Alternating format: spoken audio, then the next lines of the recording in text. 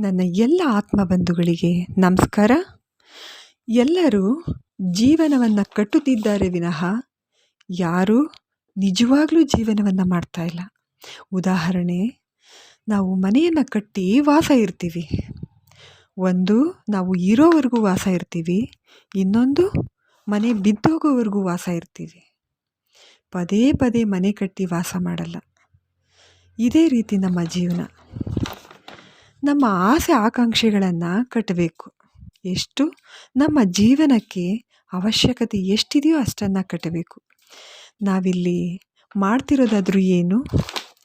ಜನಗಳಿಗೆ ತೋರ್ಪಡಿಸುವ ಜೀವನ ಮಾಡ್ತಾ ಇದ್ದೀವಿ. ಅವರು ಹಣ ಆಸ್ತಿಯಲ್ಲಿ ಮೇಲಿದ್ದಾರೆ, ನಾವು ಅವರಿಗಿಂತ ಮೇಲಿರಬೇಕು. ಅವನು ನನ್ನ ಹತ್ತಿರ ಏನೂ ಇಲ್ಲ ಅಂತ ಅವಮಾನಗೊಳಿಸಿದ್ದ, ನಾನು ಅವನ ಎತ್ತರಕ್ಕೆ ಬೆಳೆದು ತಿರುಗಿಸಿ ನಾನು ಅವನಿಗೆ ಅವಮಾನ ಮಾಡಬೇಕು ಅಂತ ಯೋಚಿಸ್ತೀವಿ, ಶ್ರಮ ಪಡ್ತೀವಿ.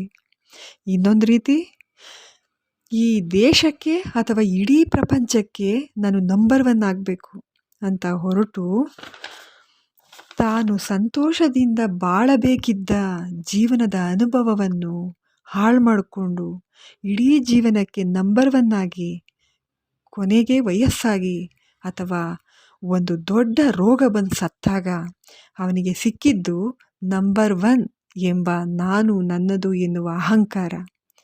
ಅವನು ಕಳೆದುಕೊಂಡಿದ್ದು ಇಡೀ ಜೀವನದ ಸುಂದರವಾದ ಸಂತೋಷದ ಕ್ಷಣಗಳನ್ನು. ಇಲ್ಲಿ ಯಾರೂ ಜೀವನ ಮಾಡ್ತಾ ಇಲ್ಲ, ಎಲ್ಲರೂ ಜೀವನವನ್ನು ಕಟ್ಟುತ್ತಿದ್ದಾರೆ.